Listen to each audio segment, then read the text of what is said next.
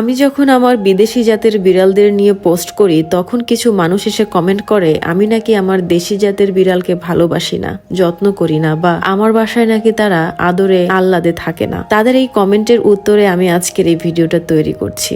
Hello everyone, welcome to Snomis world. দেখেন, প্রতিটা ভালো কাজের পেছনেই কিছু মানুষ থাকে, এদের কাজ হলো আপনাকে সবসময় তারা টেনে ধরবে, সুযোগ পেলে অপমান করবে এবং কিভাবে আপনার অমঙ্গল হয় সেটাই চেষ্টা করবে এবং আপনাকে কষ্ট দিবে। আপনারা রেগুলার যারা আমার ভিডিও দেখেন তারা জানেন যে এই বিড়ালটা গত বছর আগস্ট মাসে আমার বাসায় আসে। যেদিন ও আমার বাসায় আসলো তার পরের দিন আমি ওকে বাইরে ছেড়ে আসতে গিয়েছিলাম, কিন্তু পরবর্তীতে ও আমার সাথে বাসায় চলে আসলো। এরপর মায়ার কারণে ওকে আর আমি বাসা থেকে বের করে দেইনি, আমি ওকে আমার সাথেই রেখে দিয়েছিলাম। এর পুরো ভিডিও কিন্তু আমার ফেসবুকে বা ইউটিউব চ্যানেলে দেয়া আছে। ও যখন আমার বাসায় আসলো সেই সময়টাতে ও প্রেগনেন্ট ছিল, তারপরে হচ্ছে তার 3টা বাচ্চা হলো। পরবর্তীতে সেই সব বাচ্চা প্রত্যেকটাই মারা গেল।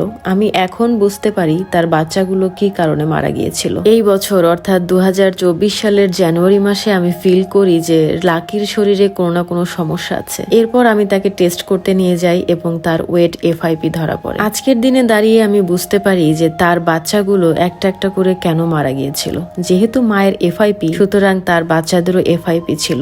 আর তখন আমি FIP সম্পর্কে একেবারেই জানতাম না যে সময়টাতে তার বাচ্চাগুলো মারা গিয়েছিল। সেই জানুয়ারি মাস থেকে এখন জুলাই মাস, কতগুলো মাস আমি ওকে ট্রিটমেন্ট করছি, ও ট্রিটমেন্ট চলছেই। এখনো পর্যন্ত আমি লাকির জন্য 25,000-এর উপরে খরচ করেছি শুধুমাত্র চিকিৎসার কারণে। খাবার বা এক্সেসরিজ এগুলো বাদ, আমার কষ্ট সেটাও বাদ। বিভিন্ন সময় বিভিন্ন মানুষ আমাকে বলেছে লাকিকে বাইরে ছেড়ে দিতে যাতে করে এই ঝামেলাটা চলে যায়, কিন্তু আমি সেটা করতে পারিনি। আমার কথা হচ্ছে আমি যাকে একবার আমার কাছে এনেছি, মৃত্যু তার দায়িত্ব আমার, সেটা যেভাবেই হোক আমি পালন করার চেষ্টা করব। অসুস্থ হলে বিড়াল কুকুরকে বাইরে ফেলে দেওয়া, যেখানে সেখানে পটি করলে বাইরে ফেলে দেওয়া, এই কাতারের মানুষ আমি না। হয়তো আমি অনেক ইমোশনাল ফুল, যে কারণে আমি আসলে সেই সব মানুষদের মতো চালাক না। আমি আমার ইমোশনটাকে অনেক বেশি প্রায়োরিটি দেই। এখনো পর্যন্ত লাকি সুস্থ না, ও ট্রিটমেন্ট চলছে। আমি জানি না আর কতদিন লাগবে বা শেষটা সুন্দর হবে নাকি খারাপ হবে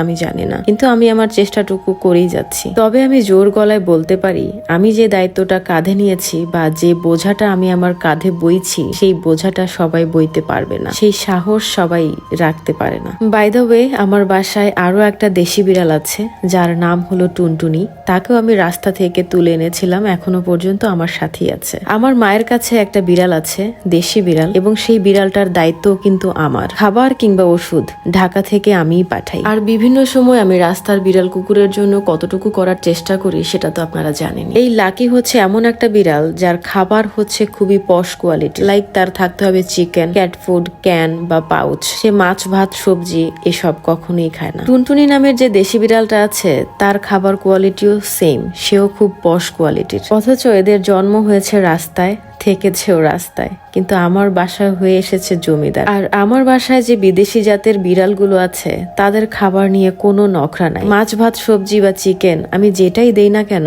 তারা খুব খুশি মনে খেয়ে নেয়। আমার বাসায় অ্যাভেলেবেল রুম থাকার কারণে আমি একটা রুম আমার সব বিড়াল বাচ্চাদেরকে দিয়ে দিয়েছি, তারা সেই রুমেই থাকে। আর লাকি নামের এই বিড়ালটা থাকে আমার বিছানায়, আমার ওয়াশরুম ব্যবহার করে। যেহেতু ও বাইরের বিড়াল, ওর মধ্যে চুরি করার স্বভাব আছে। কত দিন যে আমার রান্না করা খাবার এসে মুখ দিয়েছে তার কোনো হিসাব নাই। এত কিছুর পরেও লাকিকে আমি আমার কাছে রেখেছি এবং আমার সাধ্য মতো সর্বোচ্চ যত্নে রেখেছি। তারপরও কিছু মানুষ যখন আমাকে এসে কমেন্ট করে যে আমি দেশি বিড়াল ভালোবাসি না বা দেশি বিড়ালকে যত্ন করি না, তখন সেই সব মানুষের উপর আমার খুব করুণা হয়। তবে দিন শেষে একটা কথা কি জানেন, আমি কার জন্য কি করি, কতটুকু করি বা কতটুকু না করি সেটা সম্পূর্ণ উপরওয়ালা ভালো জানেন। যারা আমার সম্পর্কে না জেনে কমেন্ট করছে, যারা আমাকে মিথ্যা দোষ দেওয়ার চেষ্টা করছে, তারা কখনোই জয়ী হতে পারবে না। সত্য সবসময়ই সত্য, কেউ এসে আমাকে মিথ্যা ব্লেম দিয়ে গেলেই সেটা সত্য হয়ে যায় না। আমি চ্যালেঞ্জ নিয়ে বলতে পারি আমি এখনো পর্যন্ত এমন কোনো কাজ করিনি বা এমন কোনো ভিডিও আপলোড করিনি যেটা সমাজে নেগেটিভ ভাইব ক্রিয়েট করে। তবে যাই হোক, আজকে অনেকগুলো কথা আপনাদের সাথে শেয়ার করলাম। আমি এভাবে করে আগে কখনোই এত কথা শেয়ার করিনি। আজকের মতো ভিডিওটা এখানেই শেষ করে দিচ্ছি। ভালো থাকবেন আপনারা সবাই। পেজটাতে লাইক, ফলো আর ইউটিউব চ্যানেলে সাবস্ক্রাইব করতে একেবারেই ভুলে যাবেন না। আল্লাহ হাফেজ।